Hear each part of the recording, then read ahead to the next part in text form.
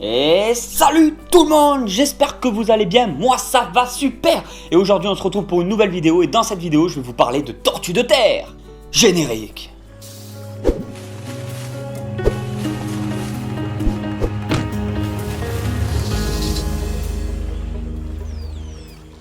Même en appartement, si vous vous donnez bien les moyens, vous pouvez avoir certaines espèces d'animaux que beaucoup disent impossibles, mais il faut adapter bien entendu votre chez vous. Les tortues de terre, c'est mieux suivant l'espèce d'avoir des enclos ou des jardins.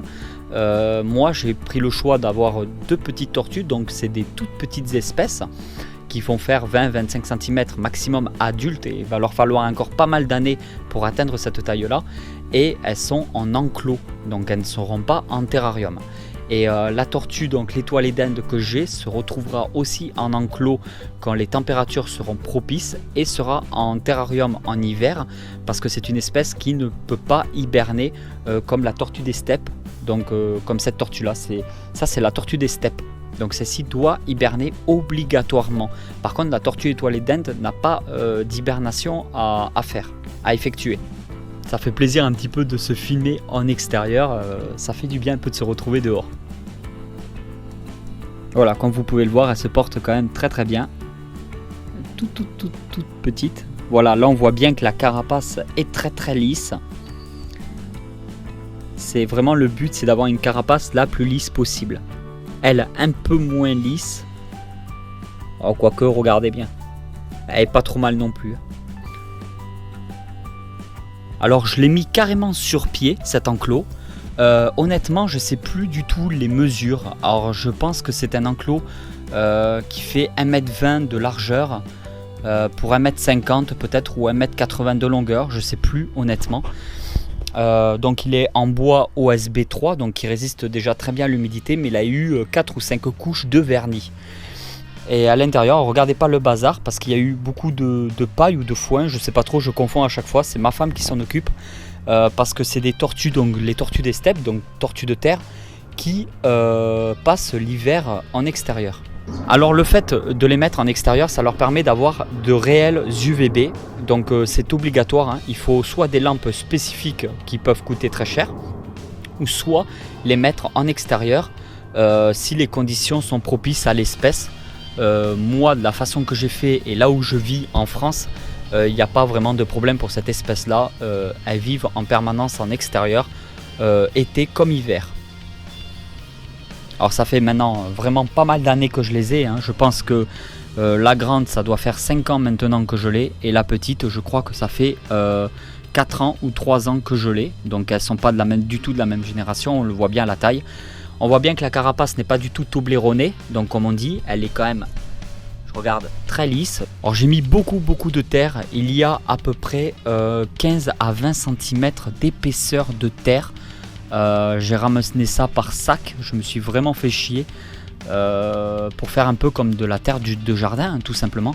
Ça vous permet d'être en appartement et d'avoir quand même des tortues avec enclos si vous avez un balcon assez grand adapté. Beaucoup d'entre vous m'avaient reproché de ne pas faire plus de vidéos sur les tortues. Ben forcément on a eu quand même un hiver, donc 3 mois, 4 mois, 5 mois avec des tortues en hibernation, ce qui fait que j'ai pas pu vous fournir de vidéos là-dessus, mais il y aura un peu plus de vidéos sur les tortues, sur l'entretien donc de l'enclos. Si ça vous intéresse, je peux faire plus de vidéos sur les tortues de terre, il n'y a pas de souci. Maintenant qu'on arrive dans les beaux jours, au niveau de la préparation de la nourriture, comment je procède à la nourriture, tout ça peut, voilà, je peux vous faire des vidéos spécifiques là-dessus.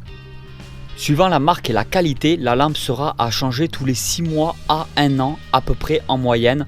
Vous pouvez aussi demander à la limite dans un magasin de reptiles professionnel de vous faire un test d'UVB si c'est possible gratuitement pour savoir où vous en êtes avec votre lampe et s'il faut vraiment la changer ou pas, si elle fournit encore le bon taux d'UVB. C'est pas parce qu'une lampe UVB s'éclaire toujours au bout de 2 ans qu'elle fournit des UVB. Au fur et à mesure du temps, les UVB vont s'estomper, il va falloir régulièrement changer votre lampe. Voilà, désolé pour la qualité, le contre-jour. La tortue étoilée d'Inde, elle a une lampe UVB spécifique qui est très proche du sol pour envoyer le maximum d'UVB et qui va devoir bientôt être changée pour continuer à avoir une carapace quand même comme celle-là. Alors comme vous voyez, j'ai mis la lampe vraiment très proche d'elle. Parce que plus vous allez éloigner la lampe, ben moins elle recevra ces UVB. Allez, comme c'était une petite vidéo, j'en profite pour vous montrer aussi les Acanthosaura armata, du coup, tant qu'à faire. Hein. Alors le mâle qui est, ben, en fait il est souvent ici, hein, ce cale là.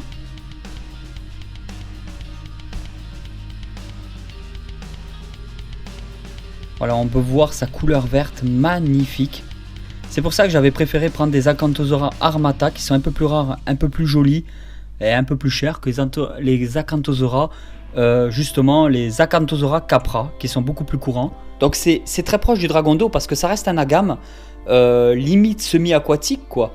Mais il est plus petit et il demande un terrarium peut-être moins conséquent.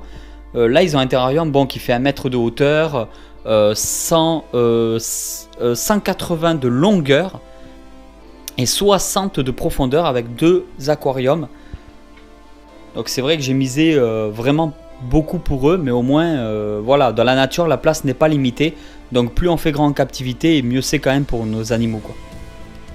Normalement pour cette espèce les femelles peuvent vivre ensemble sans trop de problèmes, il ne devrait pas y en avoir, mais il faut surtout un mâle quoi, donc un mâle pour 1, 2, 3 femelles, il y a normalement aucun problème.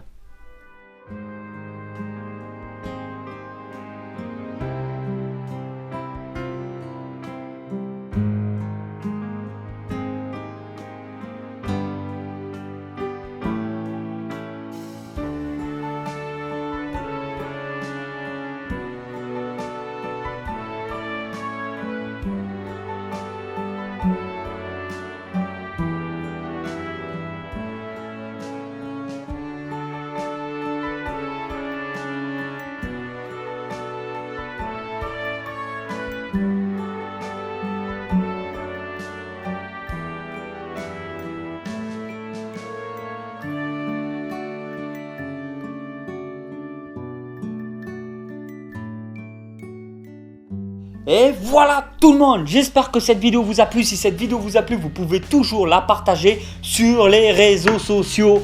Vous avez les liens dans la description de cette vidéo. Je suis surtout sur Snapchat et c'est ça qui va vous permettre d'avoir un peu tous les jours des nouvelles de moi. Alors c'est Snake Reptile Off, vous avez tout dans la description de cette vidéo. Et moi je vous dis à bientôt pour une nouvelle vidéo sur la chaîne YouTube Snake Reptile. Allez tout le monde, ciao ciao. Voilà, de la coco. Après, je suis allé chercher des... Ah! Et ben voilà. T'as mordu? Elle m'a mordu. Je savais que c'est elle qui allait me mordre en premier. Tu déconnes? Ouais, hein? Merde, je crois que j'ai pas filmé ça. Ouais. C'est une bonne mangeuse, elle, non? Ah oui, je savais que c'était elle qui allait me mordre en premier. Je le savais. Je le savais.